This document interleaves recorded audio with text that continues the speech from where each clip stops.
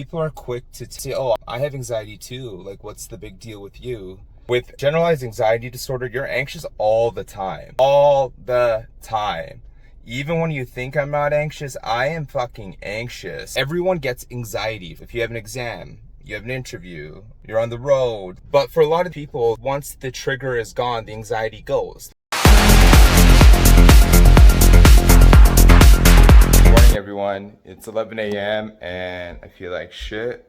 Feeling so anxious. My body just thinks that I need to go somewhere and I need to do something, and it's just in this state of fight or flight. I have nowhere to go. Literally, I'm in my parents' house, about to feed my cats. This feeling of anxiety just needs to go. I've been dealing with it for 15, 20 years. I don't even know, honestly. It just grows with me, this feeling of panicness. And so while everyone is at work, working their corporate jobs and making that dough, I'm trying to figure out what to do with my life every single day. It's not easy. Some people can probably just sit and watch TV or find an escape. I feel like I always need something to do. I'm already so panicky. I'm like, it's 11. I need to get somewhere. I need to do something. I'm in this rush. It's like, I just don't know why my body and mind is like that. I've been unemployed for a year and a half. Definitely been super depressed since. My job gave me somewhere to put my energy. I was living in Miami. That was enjoyable. I made some really good friends who I love and I see often. I was just in Miami. Before I continue filming, I gotta feed these guys.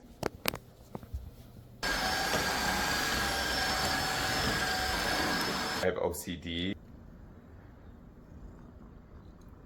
My dad's so sweet. He always makes me this beet juice and lays out these almonds and walnuts. I have to keep telling my mind, cool down, calm down.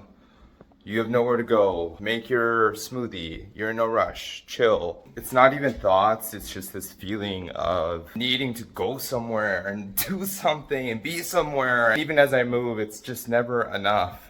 Here's what I'm putting in my shake right now. I am trying to lose a couple pounds. I just can't sit still. So this is what it looks like to be a high-functioning person dealing with mental health issues. I have major depressive disorder, generalized anxiety disorder, ADHD, body dysmorphia. I'm gonna be vlogging on what each of these are. People need to understand what goes behind the scene of a person's mind who's dealing with this, what they do to cope, what's kind of going on. I bet a lot of my friends did not know that I was binging and purging when I was having really bad body dysmorphia. I know that I'm handsome, that I'm fit, but my mind plays tricks on me. I don't see what everyone else sees. The second I wake up and look at myself in the mirror, my automatic thoughts go to ugly, fat, worthless. I can't even look at myself in the mirror. And I know that I'm not ugly. I know it. I know that I'm fit. My subconscious mind, from a lot of things to do with my upbringing, my social atmospheres.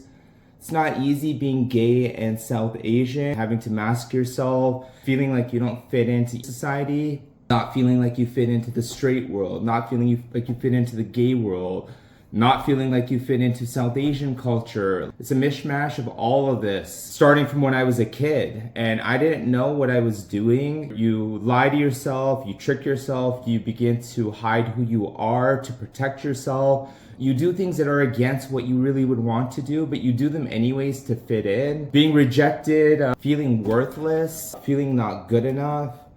And again, it's just my subconscious mind, and it happens within a second, like right away. It's hard. It's hard to deal with all of this. It's not just one thing. It's all these things that are going on in my head that have just caused me to not feel good anymore, to struggle really bad right now. Nothing brings me pleasure or joy or happiness. I don't even know what I'm doing with my life anymore. That's the sad part. I wake up and I'm like, I just don't know what I'm doing with my life. Having a job at least anchored me. It gave me some sense of purpose. I was living in Miami. That was great. I had made some really close friends. Living in South Beach was very relaxing for me. Being in a tropical atmosphere, the sunshine. There was things that grounded me and kept me, I guess, more sane. I don't really know what happened. Things started getting really bad as I lost my job. I had mental breakdowns along the way. a number of times that I wanted to kill myself, and I was calling suicide helpline. I would go party with my friends, and when I would go home, I would be on suicide helpline, thinking that I was gonna kill myself because my feelings were so strong and intense that I just didn't want to be here anymore. When I used to go for dinner or go out, I would feel so guilty and worthless for eating and unattractive because I might have gotten rejected by somebody or built these stories in my mind that nobody likes me, nobody wants me. I would feel so worthless. As part of my body dysmorphia, for some reason in my mind, I have this thing that I'm ugly and people don't like me because I'm ugly and I look weird, I talk weird, I walk weird, and I know I don't, or maybe I do, but who cares?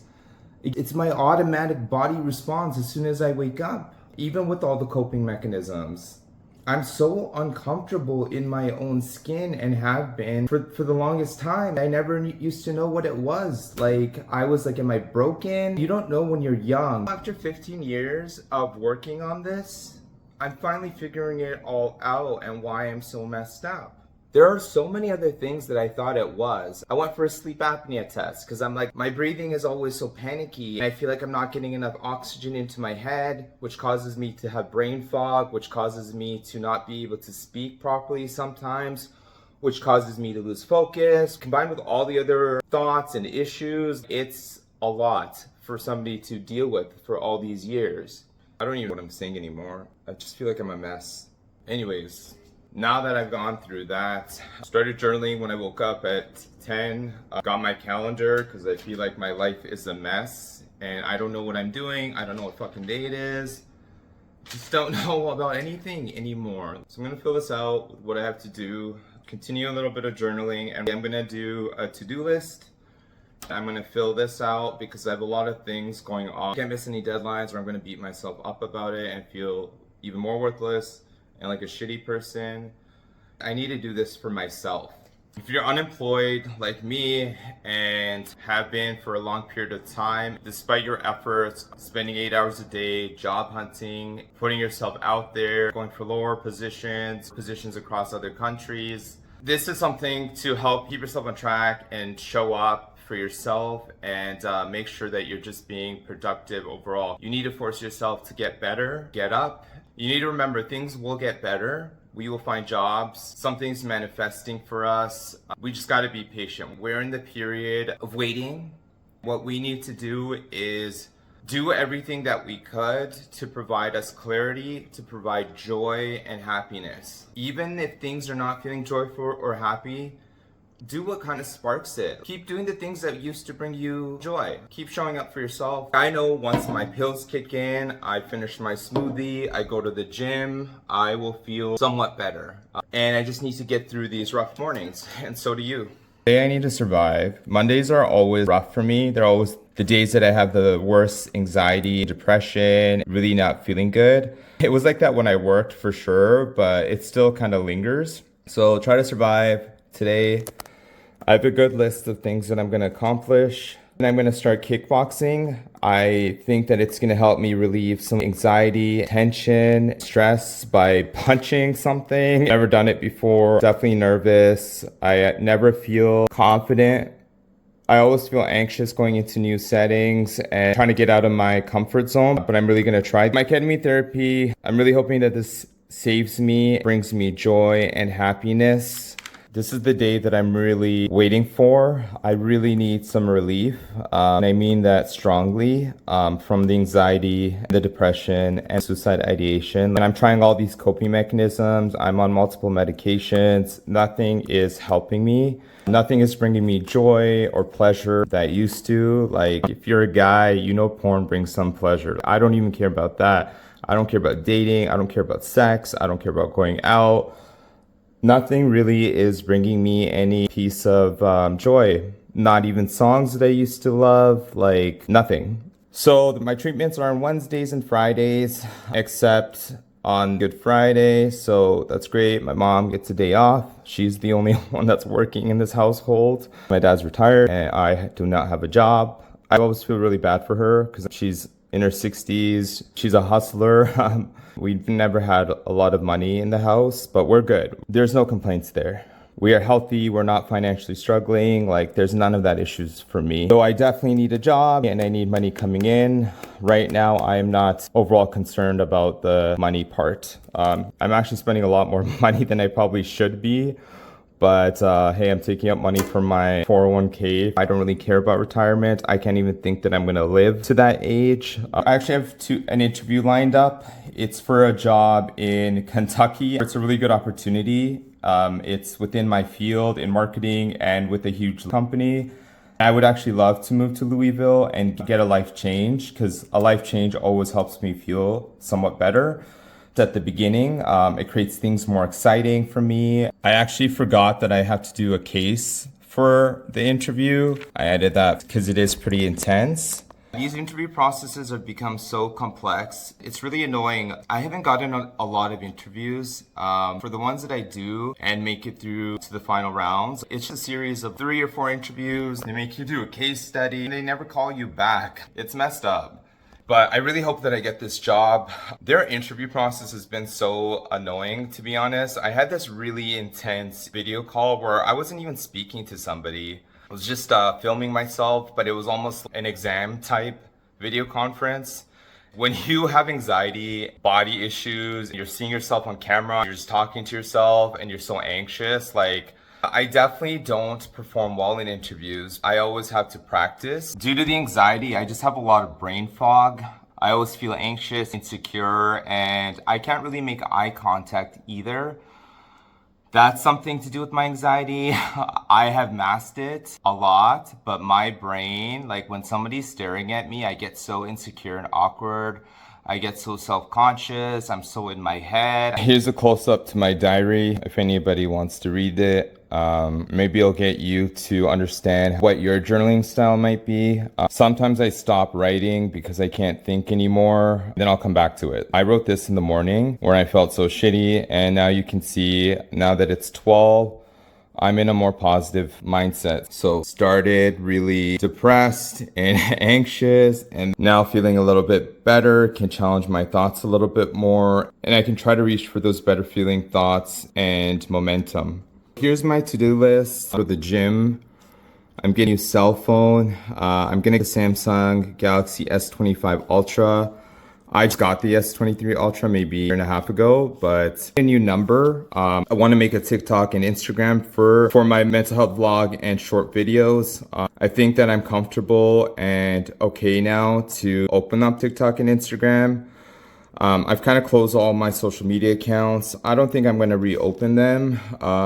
They make me feel like shit. Social media overall makes me feel like shit. But you kind of need it. In some ways, when you have ADHD, you kind of need something to do. I have a Finsta that I use for stuff like that. I don't follow anyone. It's basically me watching funny and relatable mental health memes. It's dark humor. It makes you feel like you're not alone, especially when you're talking to people and nobody gets you. Honestly, when you have mental health issues, nobody gets you. They're going to tell you that they have anxiety, they felt depressed before, so what's going on with you?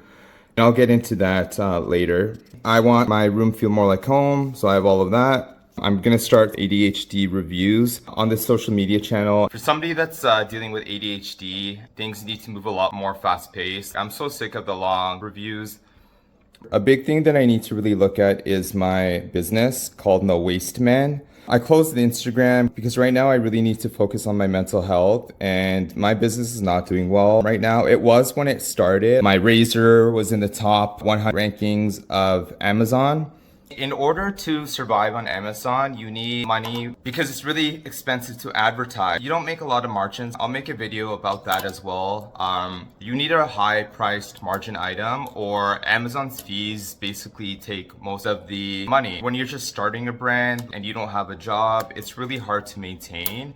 I'm still keeping the business alive. But anyways, my dad's coming home from the gym. I'm gonna get ready to go head to the mall to get my new phone and get to the gym. I'm at the mall because it's time I got rid of my US number and swap over to a Canadian number. Time to let go of some of the past attachment that I have with this number. I'm gonna be only giving my new number out to people who make me feel good and don't trigger me. I think I'm looking cute today, minus the grays, which I need to color soon.